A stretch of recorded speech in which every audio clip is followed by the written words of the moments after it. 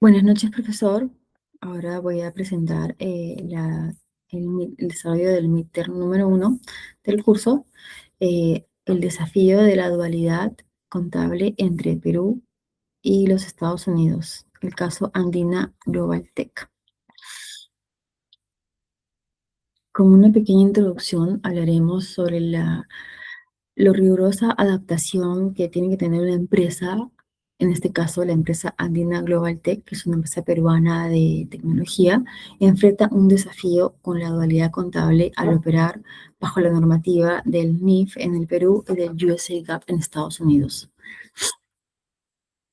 Responderemos una serie de preguntas, un total de 10. A continuación empezaremos. Número 1. ¿Cuál es la diferencia conceptual e institucional entre el enfoque basado en los principios de las NIF aplicadas en Perú y el enfoque basado en las reglas del USA GAAP de Estados Unidos? Respondiendo a esta pregunta, las NIF del Perú y las USA GAAP tienen una filosofía regulatoria muy diferente. Es decir, por ejemplo, las NIF estructuran un enfoque basado en principios generales donde priorizan la economía de las formas legales. Este modelo le exige al contador aplicar un juicio profesional riguroso sobre la realidad del negocio, otorgando así flexibilidad adaptativa. Por el contrario, las USA GAAP operan bajo un enfoque basado en reglas detalladas subjetivas.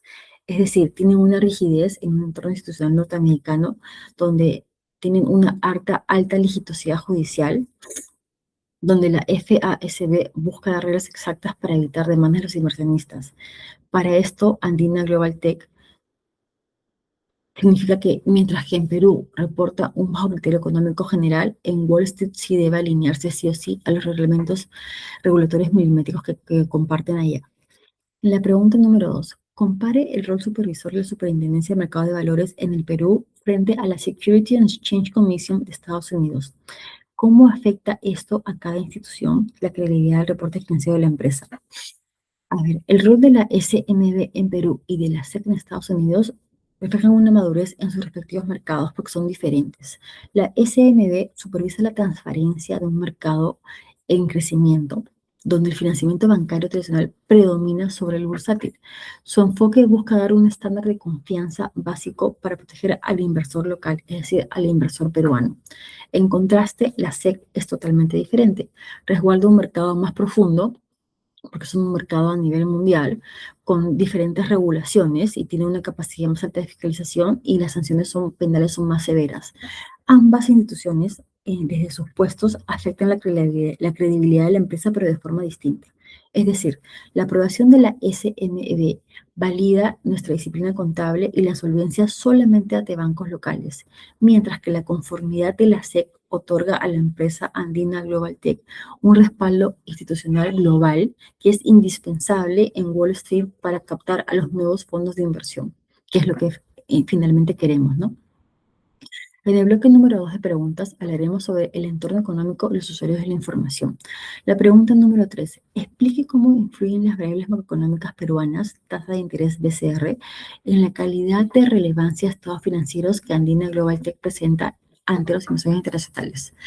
Para responder a esta pregunta, se podría decir que las variables macroeconómicas peruanas influyen de manera crítica en la relevancia de los reportes para inversores internacionales. En primer lugar, la tasa de interés del BCR determina el costo del dinero local, impactando directamente en la tasa del descuento de las financieras. Bajo esta normativa contable, la empresa Andina Global Tech debe usar estas tasas para calcular el valor presente en flujos futuros y así poder evaluar posibles deterioros de activos de larga duración. Por otro lado, la inflación y la volatilidad cambiaria introducen distorsiones al convertir en estados financieros de soles a dólares para presentarlos ante la SEC. Si bien es cierto, el Perú actualmente tiene una solidez monetaria estable, por así decirlo, la variación del tipo de cambio genera fluctuaciones en nuestro balance. Es por eso que en cada nota explicativa debemos revelar sí o sí el riesgo con total transparencia, permitiendo así que el inversor extranjero pueda aislar un efecto económico verdadero rendimiento del software que tenemos. Pregunta número 4. Analiza la diferencia entre el usuario de información. ¿Qué prioriza un banco peruano al evaluar crédito para esta empresa frente a lo que busca un inversionista capital de Wall Street? Acá podríamos decir que la estrategia de doble reporte o doble contabilidad nos obliga a tener dos perfiles totalmente diferentes de usuarios. Por un lado, hablando nacionalmente, o sea, del Perú, el banco peruano actúa como acreedor tradicional y busca mitigar el riesgo del crédito. Es decir, este usuario prioriza la solvencia y liquidez a corto plazo, enfocándose en datos de cobertura de interés, capital de trabajo y garantías reales de negocio, como por ejemplo los bienes inmuebles, el edificio que tenemos en San Isidro.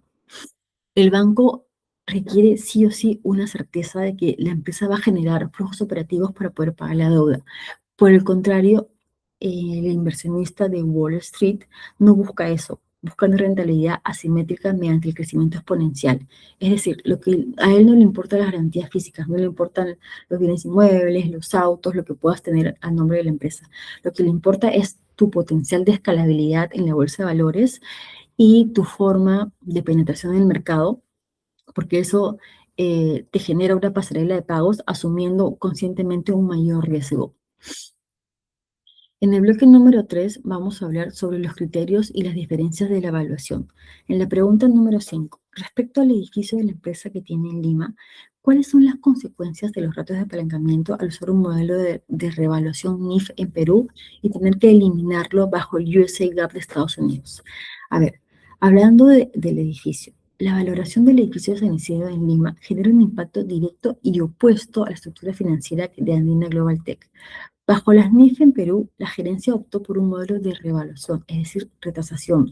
Le dieron un valor actual del edificio y lo que hizo un incremento de valor del activo, generando un incremento del patrimonio neto. Entonces, ¿esto qué produce? Produce una reducción de datos, de, una reducción de ratios en el apalancamiento de la deuda patrimonio y hace que la empresa luzca financieramente más sólida ante la banca local, solamente en Perú.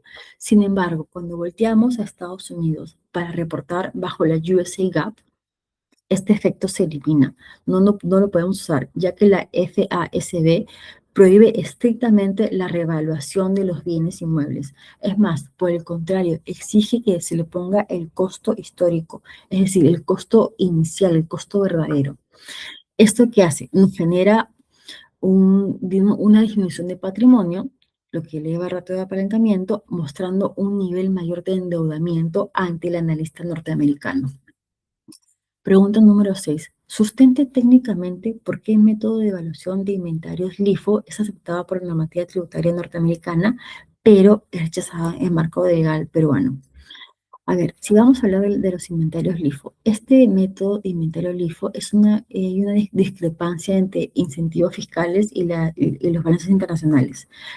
En Estados Unidos existe una regla que se llama regla de conformidad LIFO, que permite al empresario que en periodos inflacionarios puedes cargar el costo de adquisición más reciente al costo de ventas. Entonces, ¿qué hace? Esto te reduce la utilidad contable y te disminuye legalmente el pago de impuestos, pero solamente en dicho país, es decir, en Estados Unidos. Por el contrario, en Perú no pasa eso. En Perú, el marco legal actual, que es la NIF 2, prohíbe el método LIFO por razones estrictamente técnicas. Si tú asumes que las últimas unidades compradas son las primeras en venderse, estás asumiendo que tu inventario antiguo se está devaluando y estás distorsionando la liquidez real de la empresa y estás restando la comparabilidad internacional.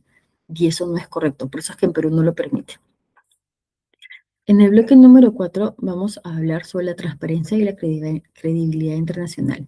Pregunta número 7. ¿Por qué la auditoría y los estados financieros bajo estándares de la Federación Internacional de Contadores es un requisito internacional indispensable para que Andina Global Tech genere confianza en el mercado norteamericano? A ver, la auditoría bajo los estándares de la IFAC es indispensable para disipar la simetría informativa y generar confianza en Wall Street. ¿Por qué? Al cotizar en la Bolsa de Valores de Nueva York, el inversor global exige una mayor validación basada en metodologías rigurosas de alta calidad. Por ejemplo, una literatura contable exacta.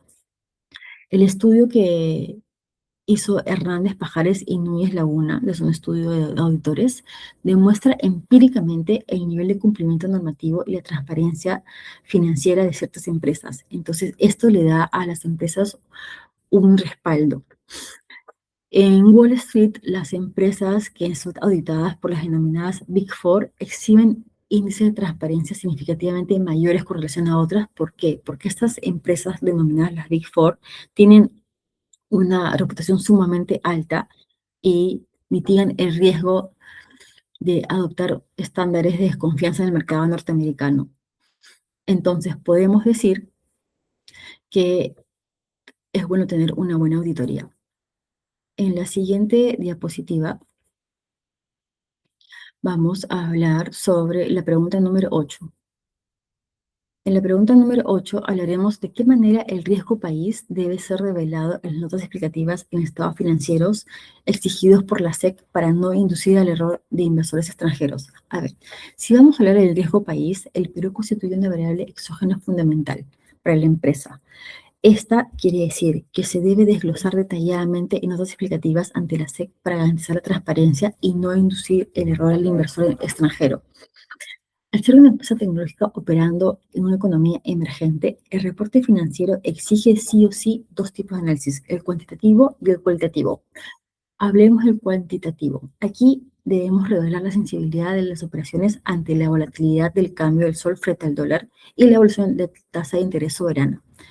Hablando del cualitativo, acá hablamos sobre las notas que debemos describir con precisión con la información verídica. Es decir, los marcos regulatorios locales de factor político pueden restringir la reputación de flujos.